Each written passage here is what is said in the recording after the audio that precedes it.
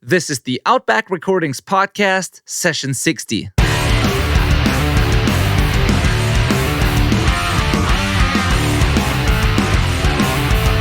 Willkommen zum Outback Recordings Podcast, der Show für die Punkrock- und Hardcore-Community. Inspirierende Menschen, wertvolle Einblicke und spannende Stories präsentiert von eurem Host Benedikt Hein. Hello and welcome to the Outback Recordings Podcast. I am your host, Benedikt Hein. Thank you so much for tuning in. I can't wait to do this today. We are back after a pretty long break. I haven't done a single episode in like 5 months or so. Now we're back. Season 2 has officially started. I can't wait to do these interviews again, these conversations, more talking to inspiring, interesting people again. I really miss this. If you like this podcast and if you get something out of these episodes, please share the show with your friends. Share it on social, share it on Facebook, on Instagram.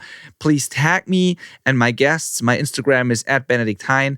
If I see it, I will repost, I will answer. Just let me know that you enjoy the show. And also, please leave a review on Apple Podcasts or iTunes or whatever platform you're listening on, because this all helps me reach more people and spread the word even further, because I know that the show is valuable to you. I know it from the feedback that I get, from the emails that I get, from the guest requests, the questions, all of that. And that is so cool to see. So I really want even more people to discover the show. And if you could help me with that, I would really appreciate it. My guest today is Scott Radinski. Scott is the singer of the band Pulley. He was the singer of the band 10 Foot Pole. He was a professional baseball player and coach. He owned a skate park. He's just done so many things, and I have tons of questions about all of that. We're going to talk about the new Pulley record, of course, that they've just released. It's called Different Strings. It's out on Spam Records. It's an acoustic EP, something Pulley has never done before. I had the pleasure of mixing and mastering it.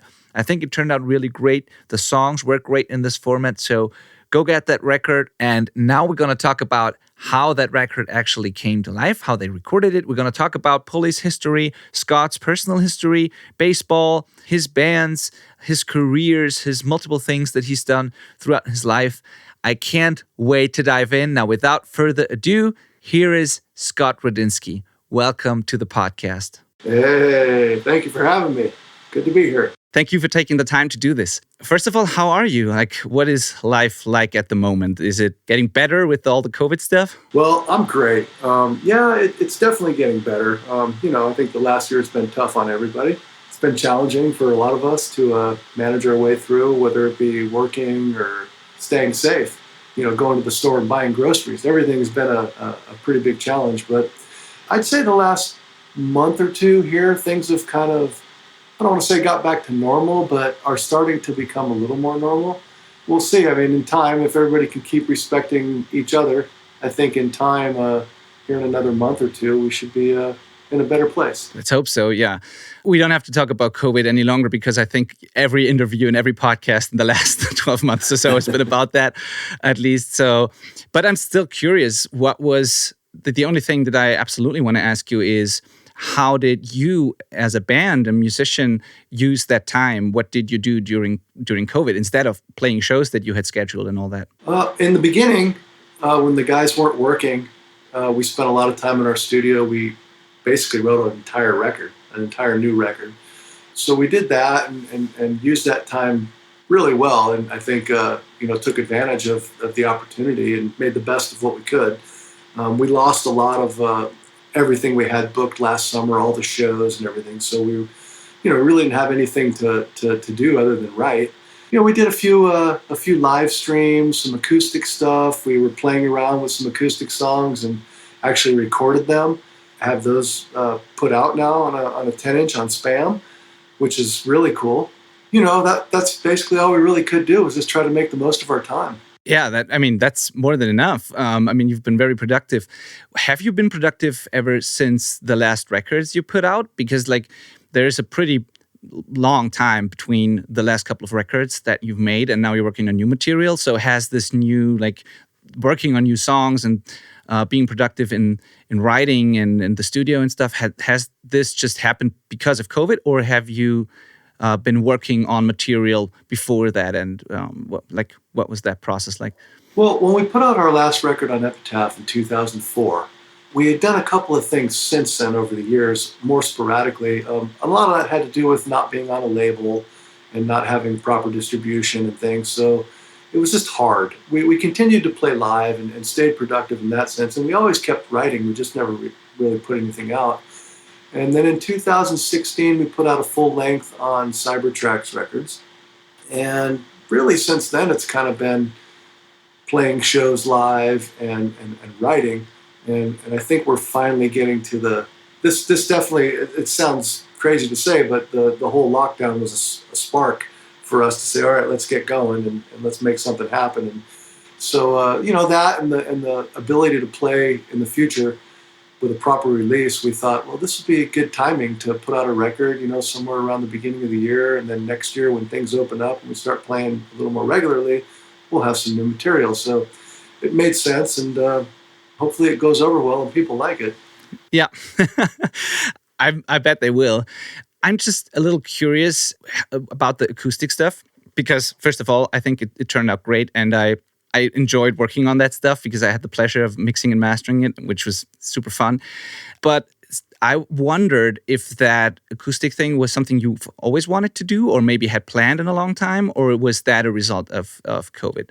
Because the acoustic stuff is not the new material. The acoustic stuff were songs that have been previously recorded and released on other records. So that's not the new stuff. How did the acoustic thing come about? Well, it originated in the early 2000s. We had always had these ideas of playing previously recorded songs on acoustic, just something different. And in 2004, when we recorded our record Matters, there's actually one acoustic track on the record. It's the very last song. It's a really short 45-second song. During that recording session, we had planned on doing 5 songs, one from each record. We were going to do acoustically. We picked the songs that we thought we could, arrange and make them sound somewhat decent. And as you probably know, when you go in the studio to record something, time is a major factor. And we went in prepared, but once we got in the studio, things change. And so the time was really never there to do the acoustic stuff. And we only got to do the one song, and it came out really short. So it's always been a plan of ours. And when the lockdown started, now we fast forward, almost 17 years, and we were just playing around acoustically, and we just recorded them on our own. And then, I started singing, and we started thinking, oh, this is kind of cool. Let's redo it. So we figured out the songs we thought that would be somewhat decent. And we were going to do a series. We were going to do a few songs from each record that we've released, re-record the songs acoustically. And so we started with the first record, and we did 4 songs. And we never really got beyond that yet, but that's the plan. And okay, so, cool. So hopefully in the future we'll continue to do it. I don't know if we'll write new music acoustically, but we'll definitely, I think, explore playing around with the old stuff. That's cool. Yeah. About writing acoustic stuff, have these songs or past songs that have been like on a record and the full band arrangement, have those been written acoustically, or some of them? Have you ever written acoustically before? Is that something you generally do? Or did you have to like rearrange and basically rewrite the old stuff so that it works on acoustic guitars? Yeah, we didn't really rewrite a whole lot. I think we picked the songs that could be played acoustically. Most of the songs that we originally write, when we start writing, it all starts on an acoustic anyway. And then it transforms into distortion and loud music and drums and everything else. But most of the riffs they originate on an acoustic guitar. And did you enjoy the process of recording to the acoustic tracks? Because I can only imagine that the energy is like completely different as a singer, especially if you like when you sing to a full band compared to the rather quiet like acoustic stuff. It's like a different energy, a different kind of performance you have to pull off. Was that difficult, and did you enjoy it? I did enjoy it, and it was very challenging.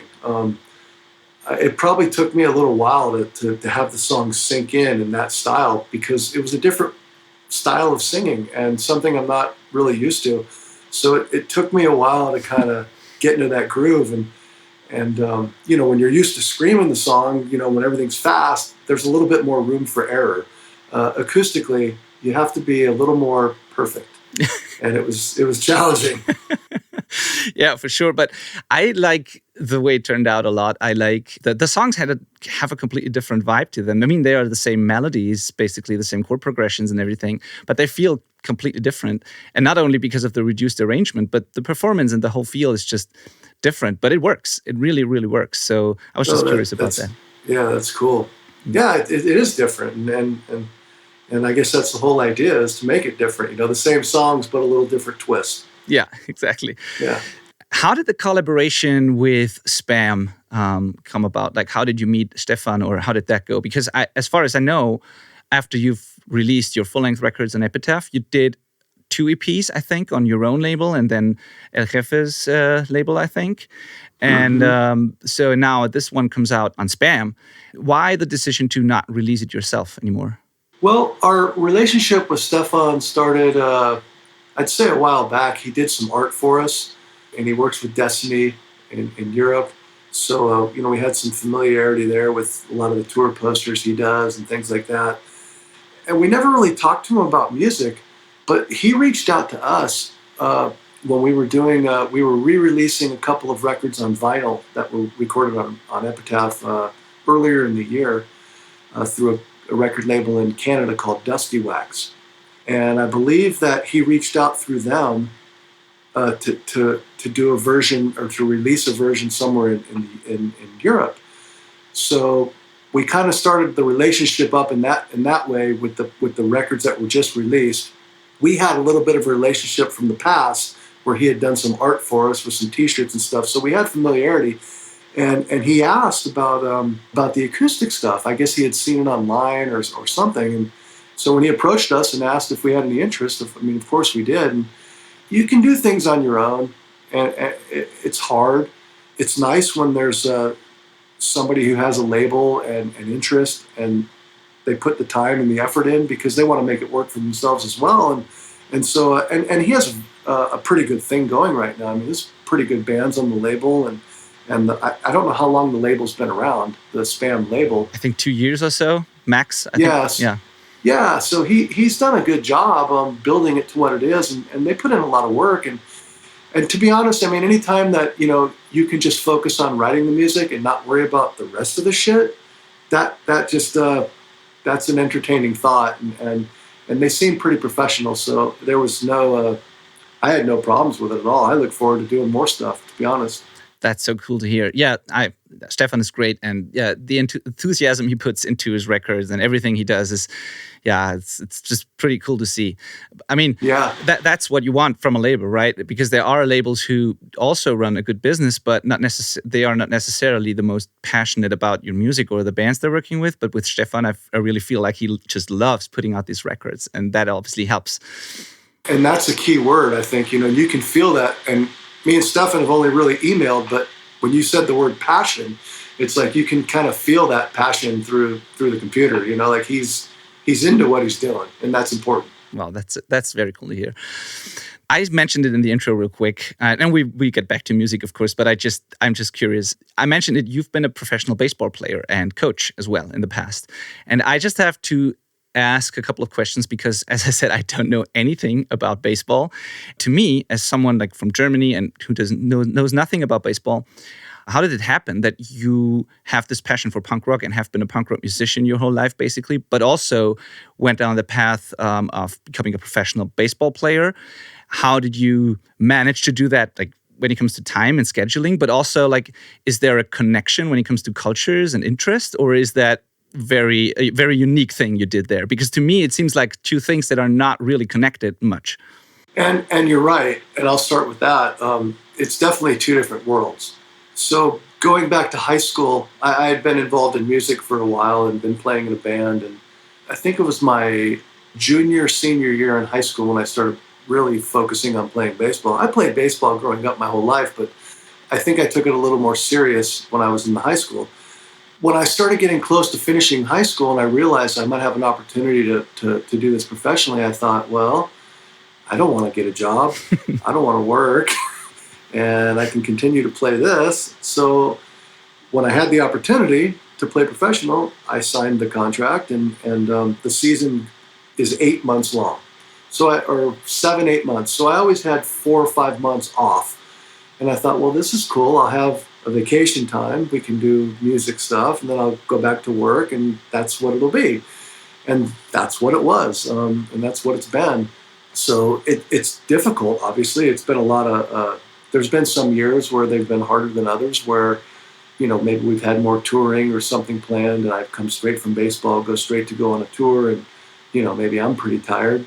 But we've always made it work, and it's just been a tough, I don't want to say tough, but it's been a commitment for both, because like one's a full-time professional sports job and the other's I don't want to say full-time, but it's kind of a full-time job. Yeah. I mean, keeping your voice in shape, and I didn't just stop singing. I kept singing all year long, kept writing all year long. So it's always been constant.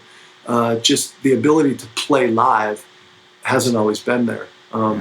We've recorded a few records during baseball season where I would sing a song in the morning, go to the field, play the game, come back at nighttime, 12 o'clock at night, sing another song, go home, go to sleep, wake up, come do the same thing in the morning. So we recorded a few records like that. So it's been challenging, but it's been fun, and it's been a great job. That's kind of what I was looking for out of it. Is I didn't want to work.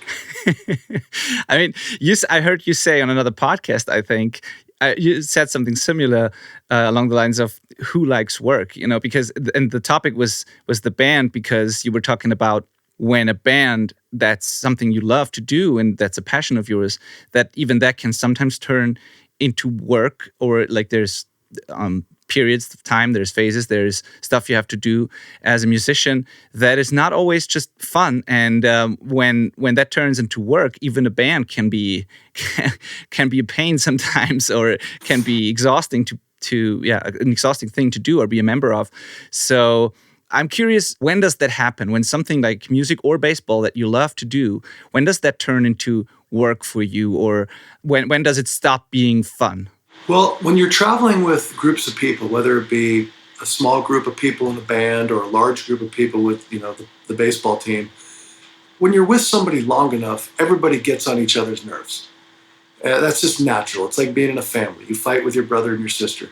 I think when you stop enjoying it is when you start allowing the other people to bother you, to get underneath your skin, and you start worrying about the small little things rather than the big reason why you're here in the first place. With baseball, it's easy to kind of get in your own world and focus on myself, and I'm there to do a job. If I do my job, then everybody else will be fine. And so that was a little, I guess, maybe easier in a sense, because there's not as much creativity, there's not as much collaboration. In music, you're dealing with usually your friends. In my case, it's 4 other friends. And sometimes we don't so much get on each other's nerves as much as, you maybe butt heads like you would with a brother. I definitely think in a band sense, some of the what makes it really tough sometimes is the money situation, is financial. When you're stressing because you don't make enough money, or because let's face it, there's not a lot of bands that make a lot of money. It's a tough business. I think when that's in your mind and you're like, shit, I gotta pay my rent, I gotta pay bills, and I think the stress makes it unenjoyable, because I'm pretty sure that any musician will tell you, when the show starts and you plug in and you play the first note, for however long you play, you don't think about the world. And then as soon as you're done playing, it's like, shit, and you're back to that again. But so that's probably the only time that it really becomes not fun. Yeah. Yeah. I can totally see that. Was there additional pressure maybe because of the situation of being like a baseball player and in a band? I'm thinking like when you are on tour, I assume it would have been a problem if you had compromised your health or fitness, or if you had an accident or whatever, like that would have probably been a problem in the baseball world. So was there maybe an additional pressure, or did you have to train even when you were on tour, or was it completely off time? Like, what was that like? Yeah, it was completely off time. And I did a little things here and there. And, playing live for 45 minutes it's like going to the gym, Yep. And doing exercise, Yeah, can confirm. Yeah. But, that's, Okay. Yeah. So I just assumed that there might have been some pressure of like when you get sick on tour, or when if stuff happens that would compromise your baseball career, if that was ever on your mind or stuff like that. Never really thought about it. No. Okay, cool. Yeah. Cool. And then there's another thing. That is stressful enough and a lot to do and to juggle.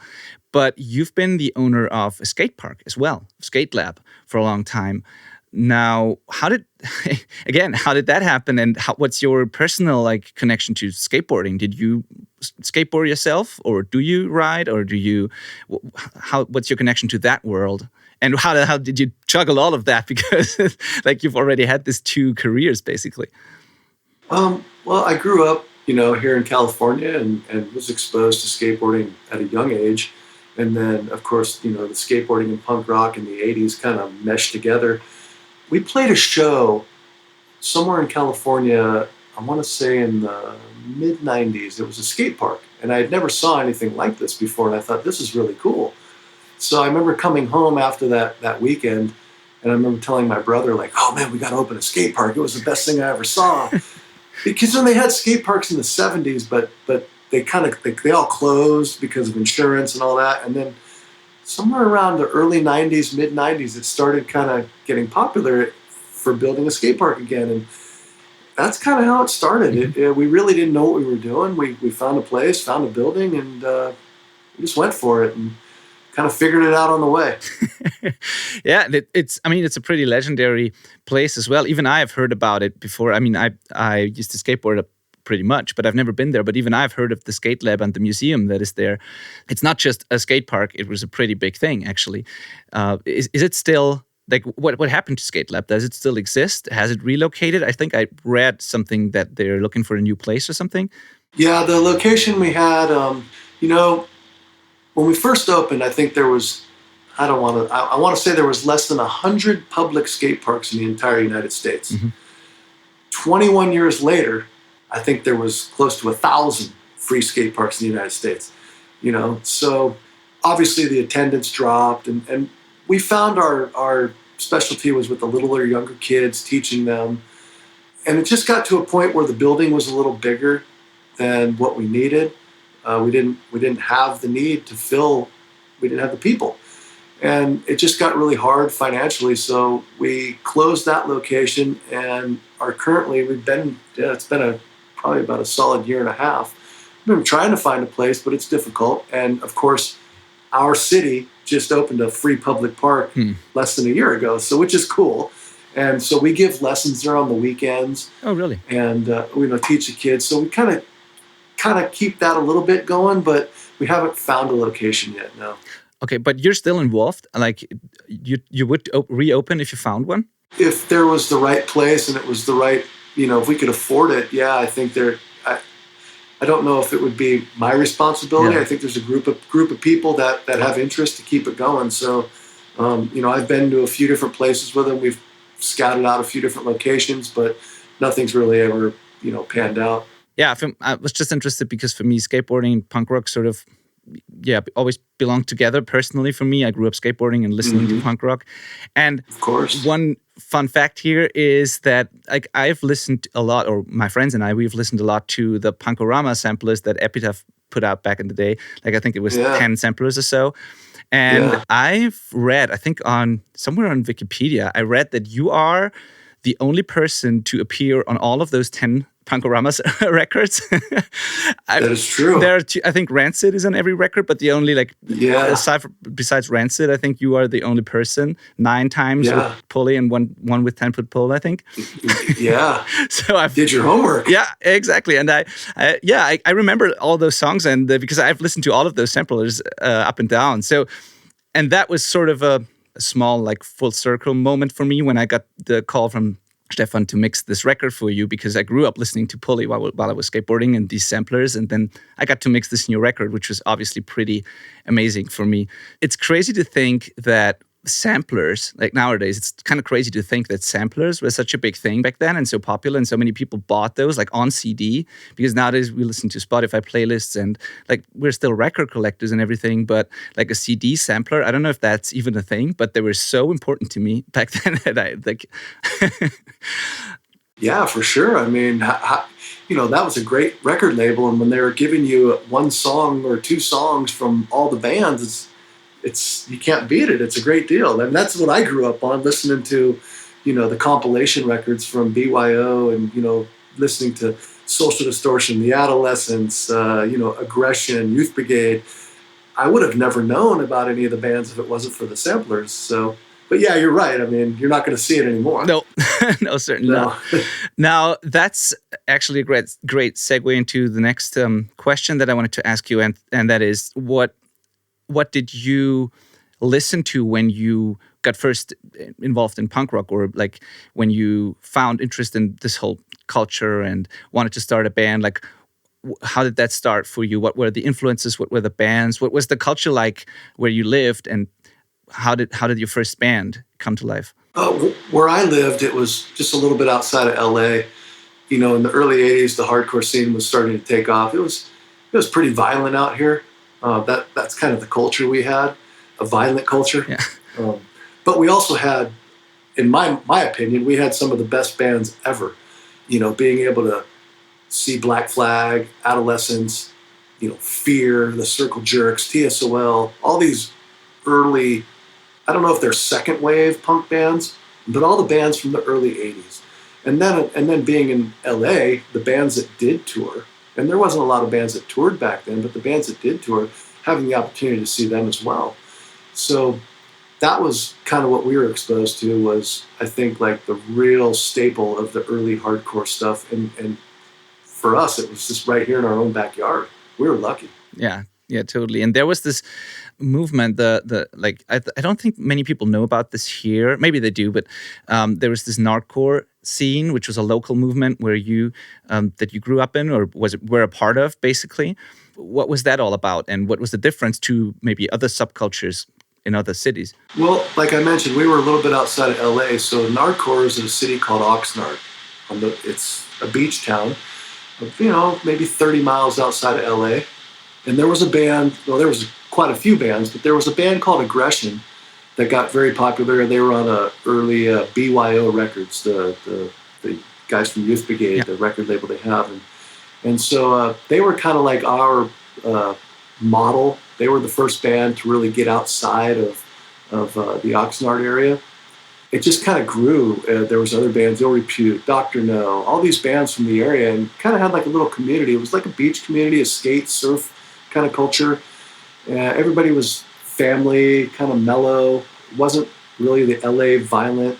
And so we started doing our own shows, and people found halls and clubs to do shows. So we continued to go to LA, but we kind of had our own little spot now, which made it kind of cool. And it just kept growing and growing.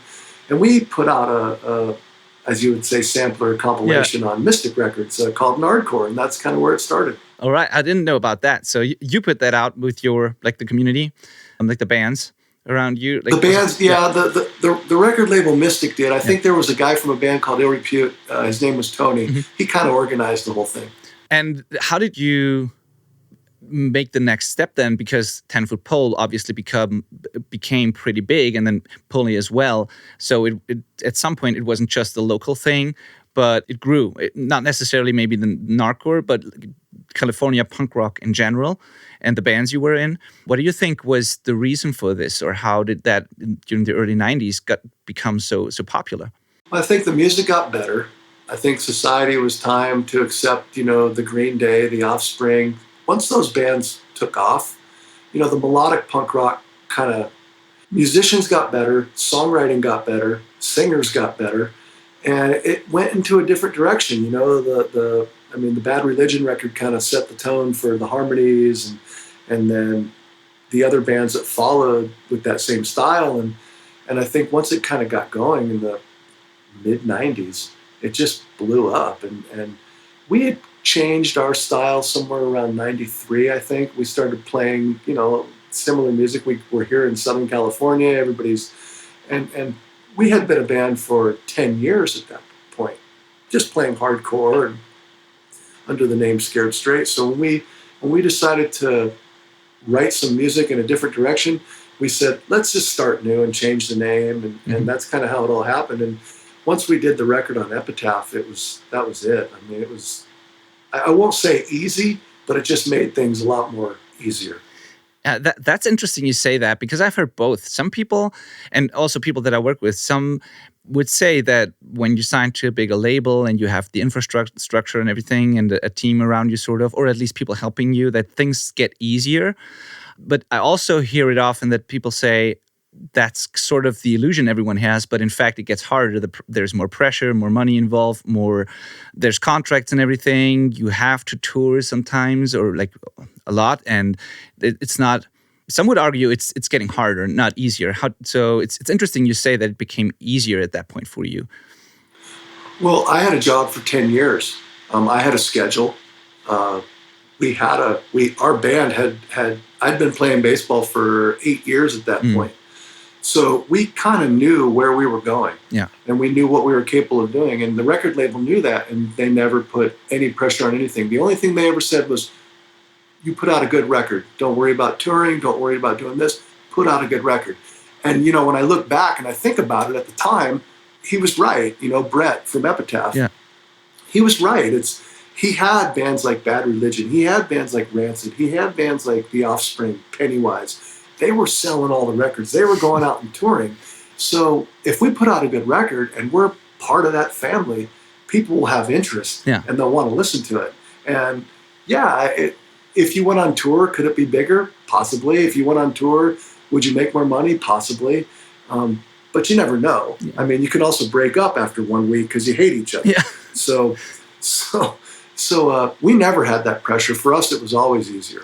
Yeah, that's cool to hear. And that maybe explains why Pulley still exists and you're still active, even when there's like a year or two or even longer where nothing or not much is really happening, but you still are together and you're still making records and you do all that. I think maybe part of the reason is that there hasn't been this big pressure all the time. I think because that's what sometimes kills bands or can even end relationships, as you said. So that's fascinating to see, because not many bands stick around for so long and are still friends. Yeah. Like, I'll go back to what I said earlier. Is I think financially is the biggest issue. It's like that's what creates the issues. Is when people have to make money at doing. We all started playing music in a garage. We all started playing music for fun, and as soon as it becomes a job, it's not fun anymore. Yeah. And it takes the fun out of it, and I don't want to say it takes the passion out of it, but if you genuinely are playing the music for the right reasons, because that's what's coming, that's what you love to do, you will survive for a long time. Yeah, totally. Would you also say that in your case, being a professional athlete or like baseball player, that the discipline you need for something like that this helps get you through the tougher times or the work you have to do in a band as well? Because I know that some people, like, it gets tough at some point for all people, but some just quit and won't do the work. And you see the work and it's not necessarily fun, but you're still able to do it and pull it off. And it's not a problem. Does it help that you had these 8 or 9 years of professional sport, this background and this discipline that requires? I definitely think it helped. It'd be like, putting your head down and just going straight ahead. That's kind of been my mentality. So, whatever the challenge is in front of us, we're gonna meet it head on and be ready, prepared for it. I don't know any other way. Yeah. So I guess that's definitely. I mean, the combination of, as different as both worlds are, they're very similar in a sense on a personal level. The commitment and the effort that it takes to be good at what you do, it doesn't just happen. Yeah. You have to work for it. Yeah, absolutely. Speaking of working for it, with the new record, when you've prepared that, when you've recorded those acoustic tracks, you did the recording and everything yourself. Did I get that right? Or did you go to another studio? How did this process go? Because that was, as far as I know, also like a DIY effort, basically. And you produced and recorded it on your own, right? Yeah, total DIY. We did it all on our own. I did my vocals in GarageBand. They have like that DAW program. We did it all ourselves. Yeah. Okay, cool. So was that a first time for you? Was that a new experience other than like demoing and writing, but making a real record? Have you been like facing any roadblocks, issues along the way? No, we write a lot in that format. We never really recorded anything. We recorded that for ourselves. And I guess we did good enough to, put it on a record. But no, we've never, recorded a record like that before, but we've recorded plenty of demos just for ourselves to listen to and to practice to. Because everybody's got their own life. And sometimes, I go practice by myself singing to, with my headphones, and the bass player will, practice, his stuff without a bass track. And so we just take out each other's track, and then we have a practice to. So when we do get together, it makes it a lot easier. Oh yeah, totally. That's absolutely the case. You just prepare, and you just can't put in the time like you've probably done back in the day where you practice every week or you meet regularly in the practice room at Jam Space and do everything there. That just doesn't work, obviously. Exactly. Yeah. Yeah. So one question that I often ask guests, and I'm very curious to hear your answer to that. If you could go back in time or even time travel is allowed, but not necessary for this. If you could meet one person, dead or alive, who would it be, and what would the question be you would ask that person? I like a lot of old baseball history. And if you look at some of the early 1900s, 1910, 1920, some of the baseball that was back then, those guys' names are still in the record books. The accommodations and the way they had to travel and everything they did back then was so much different than the way it is now.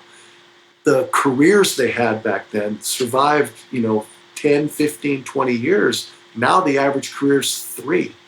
And the training's so much more specific now and specialized. And I would love to go back to that era of baseball and just be a fly on the wall and be able to experience it. I can't think of any in particular person that I'd like to go back and see or ask a question to, but I would all of them who were back in that time. It's an interesting time for me, and when I look in the books or I look at like some old film, it's interesting to me to see like, man, these guys they didn't have it easy. Life wasn't easy back then. Nothing was easy, and these guys were playing, and then they have to stop playing and go fight a war, and then come back, and just the world was it was messed up. Yeah. And I really take my hat off to that era of those players, because like anything, when you're there in the beginning and you're carving the way, paving the way for the future, I can't thank that generation enough for what they did for my generation. And I hope that the current generation feels the same way about mine. Is we went on strike, we did labor disputes, we did all types of things that benefits the future of your sport.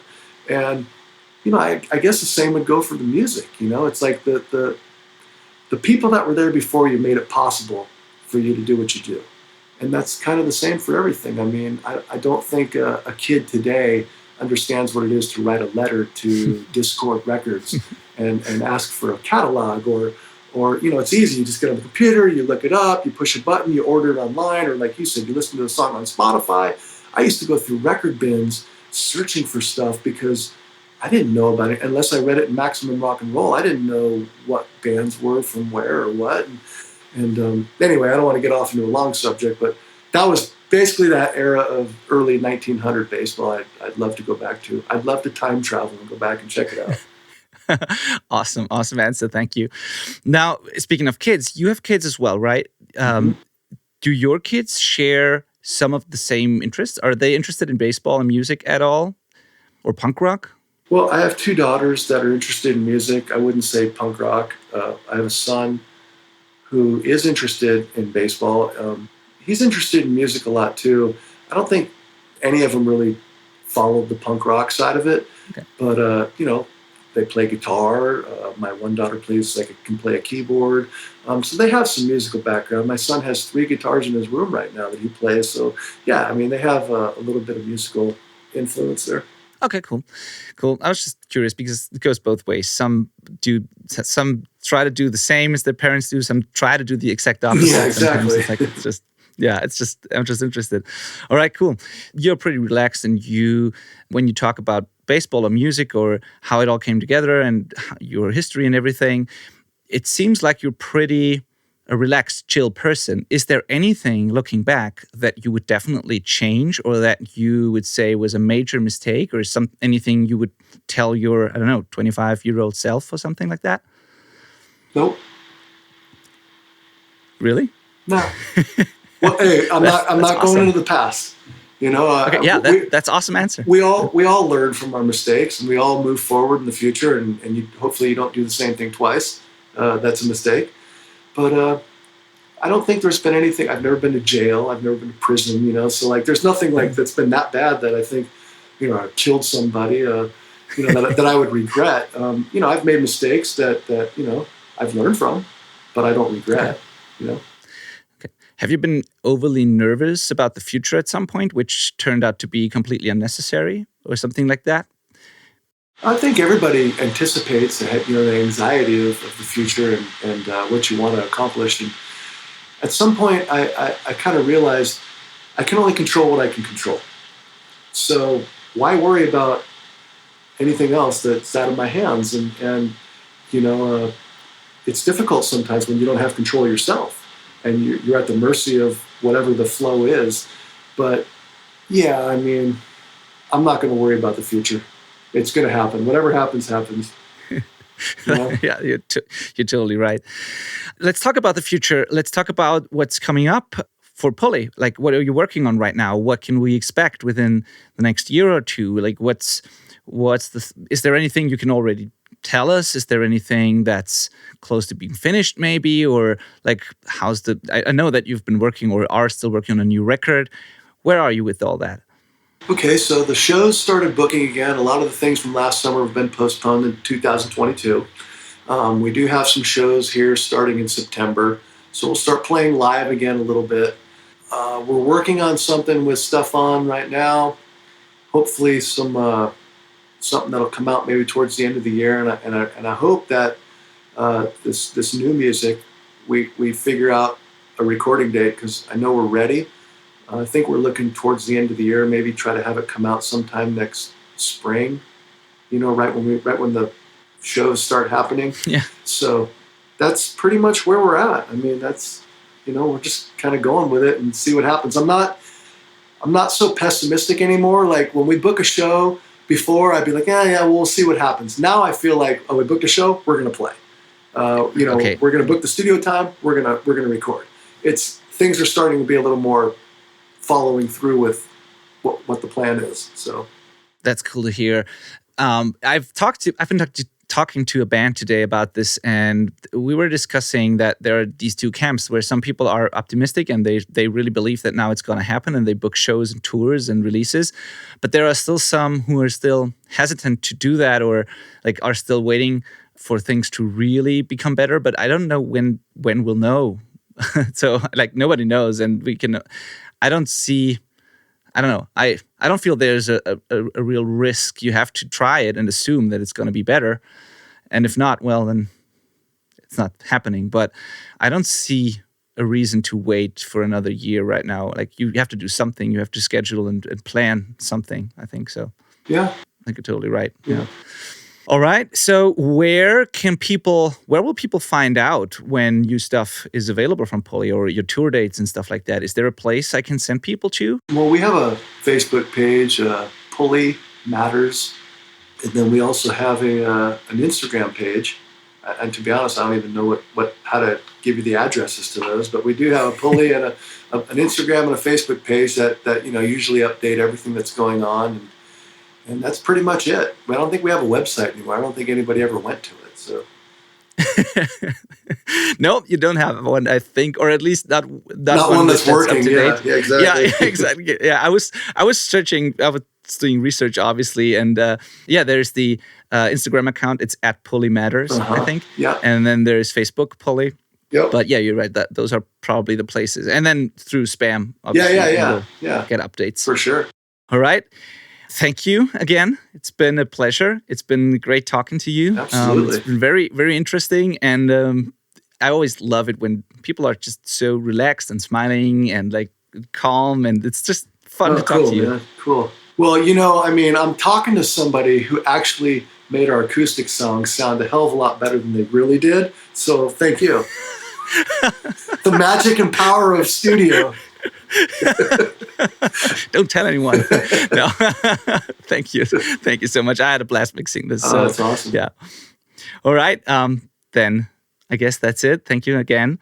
And we'll keep in touch, hopefully. Yeah. And I wish you all the best with whatever is coming up, the new record. And I hope that people like the acoustic records, the different strings. Check it out, listeners. It's really awesome. You'll find it in all the common streaming places. I don't know if you can still order the vinyl. Has it sold out? Is it available? I don't know. Go to Spam Rocks. I think Spam Rocks is the website. Go to the label. It will all be in the show notes. If you go to the show notes of this podcast, then you'll find all the links to that. So thank you. Hey, thank you, man. It's been a pleasure. Take care, be safe, and talk to you guys soon. Thank you again. Take care. See ya.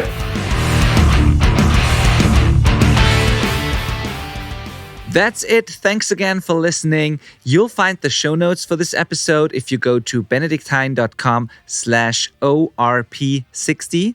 That's ORP and the number 60. You'll find the show notes and more information on all of the episodes I've done if you go to benedictine.com/podcast. And if you are working on a new record with your band and you're in need of an exciting, impactful, professional mix and master from someone who's passionate about and specializes in mixing and mastering rock, punk, hardcore, and metal music, go to benedictine.com and hit the quote request button. I can't wait to talk to you. I want to know everything about your band, your project, your vision, goals. I want to hang out. I want to hear your story. And I'd love to help you take this record over the finish line, making it sound and turn out exactly the way you have always envisioned it. Hit me up at benedictine.com.